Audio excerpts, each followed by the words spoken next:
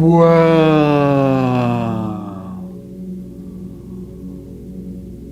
Wow.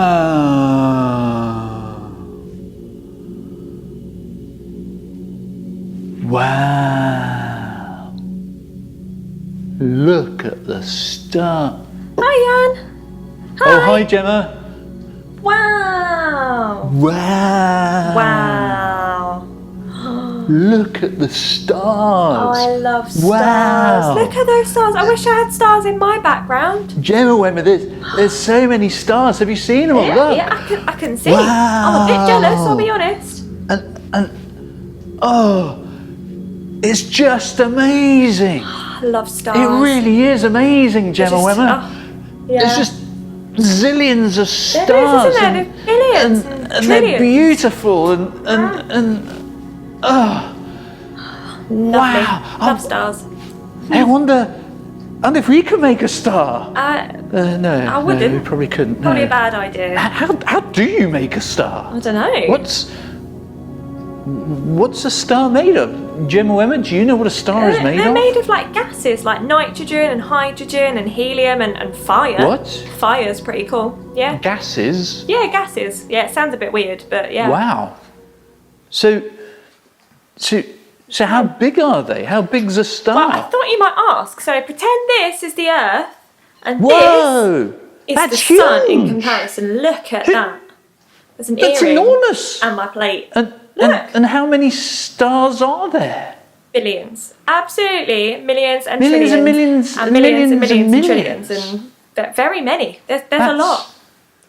That's extraordinary. Yeah, I know. Millions and millions and millions of these enormous stars. There's so many. There's just millions. I wonder how they got here. I don't know. I wonder how they...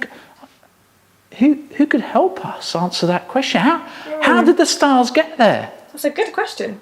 Well, I suppose we could ask a scientist. Actually, good start, I remember good idea, now. yeah. I remember I watched this program. This amazing, brainy man. He was called Professor Brian Cox, and Fancy name. he's a particle physicist. A particle physicist. What does one of those do? I don't know what a particle physicist is. Such a mouthful of a job title. Kind of do, but he's a very clever man, and he's really interested in things like stars and where they've come from. And as a scientist, he tries to explain how they work and how they got here in the first place. And it's just amazing. And what I love about watching his programs is that he's so in love with creation. He just loves it. He loves talking about stars and about planets and about the universe and how big it is and how amazing it is. He just loves it. You can tell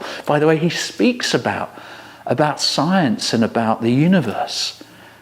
And he probably goes, wow, a bit like me. Well, maybe he doesn't quite do it like that, but he does love it. But you know, he's not the first person to be thinking, well, how did everything appear? People have been wondering about that for years and years, haven't they, Gemma? Yeah, they have, yes. So many Gemma, years. where in the Bible, if I wanted to find out about what the Bible thought about you, where would I go? Well, probably the beginning. Yeah. Yeah. At the beginning, yeah, okay, Well, thank you. in Genesis, it's the first book of the Bible. The first book of the Bible, that makes it tells sense. us a story about Genesis, how God created that's the world the first in book of the 7 Bible. days. And yeah, you're right, I remember now, in the first sort of few pages of the Bible, the first few pages of this book called Genesis, which just means beginning, there's this story about how God created everything, how God created stars, and how he created this earth and everything that's on it. Now the thing is, it was written a long time before there were people like particle physicists, people who knew stuff about what stars are made of and how they work and how they might have come into being. But nevertheless, people wanted to know, why have these things been made? And is there a why? Did these things just appear? Or actually, was someone behind it? Was there a person, a being that might have created it all? Because even if you don't know how to make a star, you might be able to know why it was there in the first place. And all those thousands of years ago, when the book of Genesis was first written, people didn't know how, but they knew why. They knew that there was a God. And for them, it was God that created everything. And the why? Well, because it was an amazing thing to do. And he's an amazing God. Because it was good. And in the creation story at the beginning of Genesis, you have this God who starts off in dark. There's nothing. Before any planets, before Earth, he is there. And he says, let there be light. And suddenly, there is light. There's no more darkness, there's light. And it's interesting how we all love light. I mean, it's quite fun being in the dark sometimes, but actually we like things to be lit. When things are light, we can see. When things are light, plants grow. And he said, let there be light. And light is a bit like, let there be life. And as he creates things, and there's this story of how he creates things in a week. I don't think it's meant to be like an actual week, because that doesn't really make sense. No, because not how really. can you have a week before you've got planets? I mean, a week is just the Earth spinning round. The Earth goes around the sun. Once 7 times, isn't it? Yeah. That's all a week is. It's a measure of the Earth spinning 7 days. Yeah, 7 times But there around can't the be sun. days before you've got stars like the sun. No. Because the sun's a star. Doesn't make sense, does it? Anyway, at the beginning, the Bible says God created. And he created the stars and the things that we see in the sky, the moon. And so he must have created the planets, of course. And he created what's on the planets and what's on our planet, planet Earth. It says that he made the seas appear in the water and the animals in the water and the plants, of course, as well, and the animals in the sky. And right at the end, on day 6, he creates people.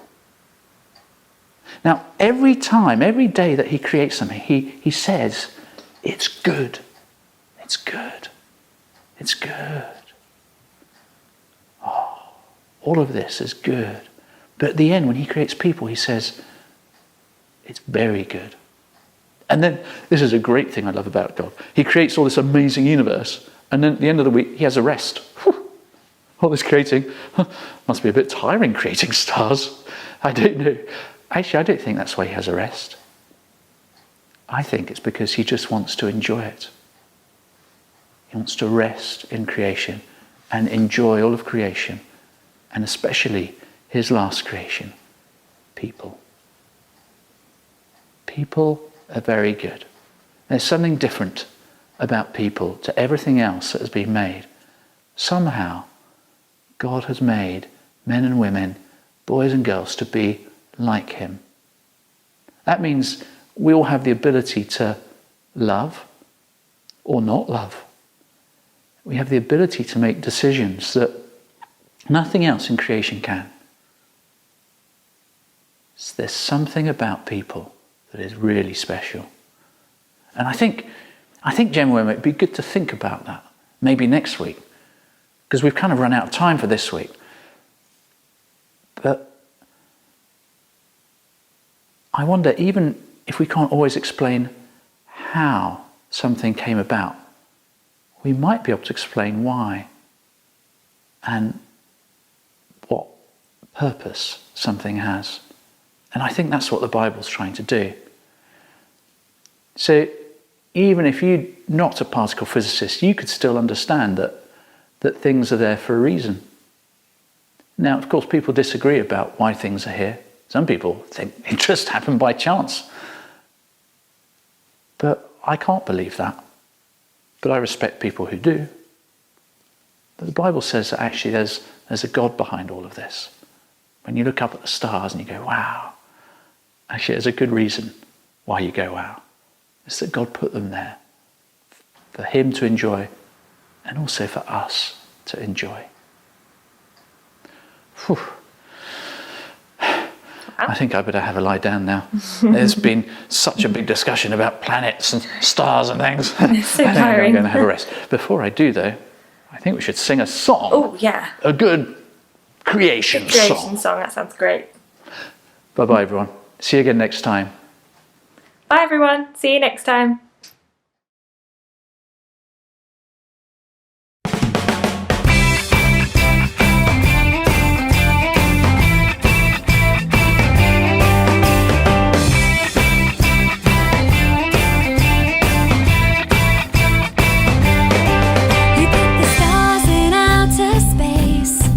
You pop the freckles on my face, and all the fish that swim and all the birds that fly were made from your incredible imagination.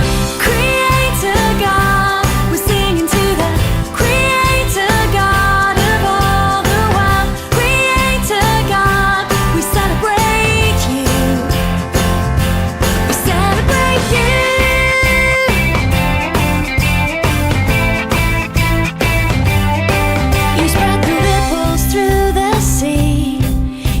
Stripes on every bee, and all the grass that grows and all the leaves that fall, part of your amazing plans for this creation. Creator God, we're singing to the Creator God of all the world. Creator God, we celebrate you. We celebrate you.